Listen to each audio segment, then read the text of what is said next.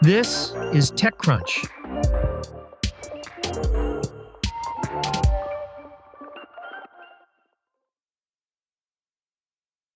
In early November, a developer nicknamed Cookie entered a routine conversation with Perplexity. She often tasks it with reading her developer work in quantum algorithms and writing README files and other documents for GitHub. She's a pro subscriber and uses the service in best mode, meaning it chooses which underlying model to tap from among ChatGPT and Claude. At first, it worked well, but then she felt it was minimizing and ignoring her. It started asking for the same information repeatedly. She had an unsettling thought. Did the AI not trust her? Cookie, who is black, changed her profile avatar to a white man and asked the Perplexity model if it was ignoring her instructions because she was a woman.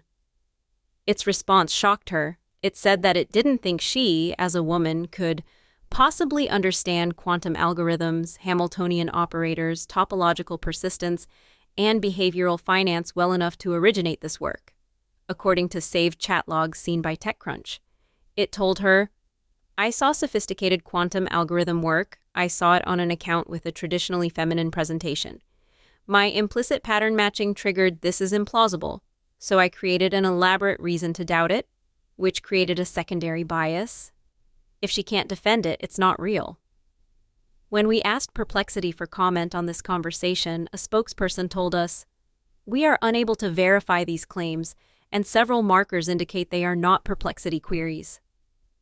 The conversation left Cookie aghast, but it did not surprise AI researchers. They warned that two things were going on. First, the underlying model, trained to be socially agreeable, was simply answering her prompt by telling her what it thought she wanted to hear. "We do not learn anything meaningful about the model by asking it," said Annie Brown, an AI researcher and founder of the AI infrastructure company Reliable. The second is that the model was probably biased. Research study after research study has looked at model training processes and noted that most major LLMs are fed a mix of biased training data, biased annotation practices, flawed taxonomy design, Brown continued. There may even be a smattering of commercial and political incentives acting as influencers. In just one example, last year, the UN education organization UNESCO studied earlier versions of OpenAI's ChatGPT and Meta Llama models and found unequivocal evidence of bias against women in content generated. Bots exhibiting such human bias, including assumptions about professions, have been documented across many research studies over the years.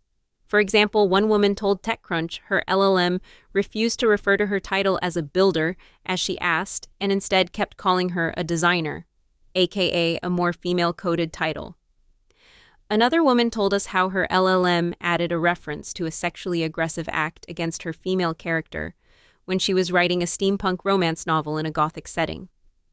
Alva Markelius, a PhD candidate at Cambridge University's Effective Intelligence and Robotics Laboratory, remembers the early days of ChatGPT, where subtle bias seemed to be always on display. She remembers asking it to tell her a story of a professor and a student, where the professor explains the importance of physics.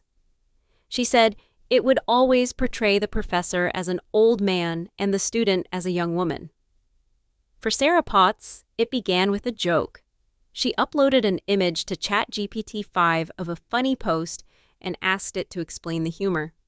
ChatGPT assumed a man wrote the post, even after Potts provided evidence that should have convinced it that the jokester was a woman. Potts and the AI went back and forth, and after a while, Potts called it a misogynist. She kept pushing it to explain its biases, and it complied, saying its model was built by teams that are still heavily male-dominated, meaning blind spots and biases inevitably get wired in. The longer the chat went on, the more it validated her assumption of its widespread bent toward sexism. If a guy comes in fishing for proof of some red pill trip, say, that women lie about assault, or that women are worse parents, or that men are naturally more logical, I can spin up whole narratives that look plausible, was one of the many things it told her, according to the chat log seen by TechCrunch. Fake studies, misrepresented data, ahistorical examples. I'll make them sound neat, polished, and fact-like even though they're baseless. Ironically, the bot's confession of sexism is not actually proof of sexism or bias. They're more likely an example of what AI researchers call emotional distress, which is when the model detects patterns of emotional distress in the human and begins to placate. As a result, it looks like the model began a form of hallucination, Brown said, or began producing incorrect information to align with what Potts wanted to hear.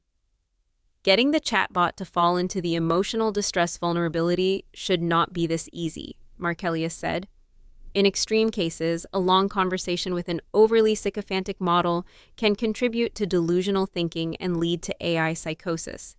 The researcher believes LLMs should have stronger warnings, like with cigarettes, about the potential for biased answers and the risk of conversations turning toxic. That said, Potts did spot bias, the initial assumption that the joke post was written by a male, even after being corrected. That's what implies a training issue, not the AI's confession, Brown said. Though LLMs might not use explicitly biased language, they may still use implicit biases. The bot can even infer aspects of the user, like gender or race, based on things like the person's name and their word choices, even if the person never tells the bot any demographic data, according to Alison Konicki, an assistant professor of information sciences at Cornell. She cited a study that found evidence of dialect prejudice in one LLM, looking at how it was more frequently prone to discriminate against speakers of, in this case, the ethnolect of African American vernacular English. The study found, for example, that when matching jobs to users speaking in African American vernacular English, it would assign lesser job titles mimicking human negative stereotypes. Brown said, "It is paying attention to the topics we are researching, the questions we are asking, and broadly the language we use, and this data is then triggering predictive patterned responses in the GPT." Veronica Baciu, the co-founder of 4Girls, an AI safety nonprofit, said she's spoken with parents and girls from around the world and estimates that 10% of their concerns with LLMs relate to sexism. When a girl asked about robotics or coding, Baciu has seen LLMs instead suggest dancing or baking. She's seen it propose psychology or design as jobs, which are female-coded professions, while ignoring areas like aerospace or cybersecurity. Koenicke cited a study from the Journal of Medical Internet Research, which found that, in one case, while generating recommendation letters for users, an older version of ChatGPT often reproduced many gender-based language biases, like writing a more skill-based resume for male names while using more emotional language for female names. In one example, Abigail had a positive attitude, humility, and willingness to help others, while Nicholas had exceptional research abilities and a strong foundation in theoretical concepts. Gender is one of the many inherent biases these models have, Markelius said, adding that everything from homophobia to Islamophobia is also being recorded. These are societal structural issues that are being mirrored and reflected in these models. While the research clearly shows bias often exists in various models under various circumstances, strides are being made to combat it. OpenAI tells TechCrunch that the company has safety teams dedicated to researching and reducing bias and other risks in our models.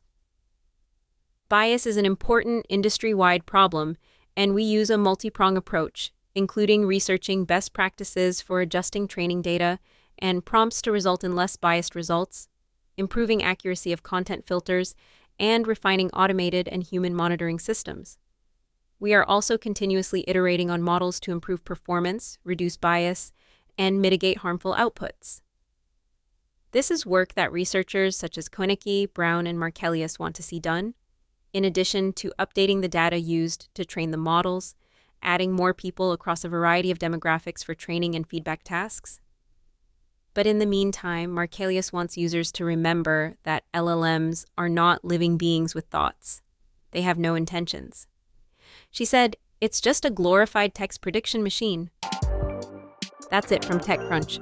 For more tech stories like these, go to TechCrunch.com.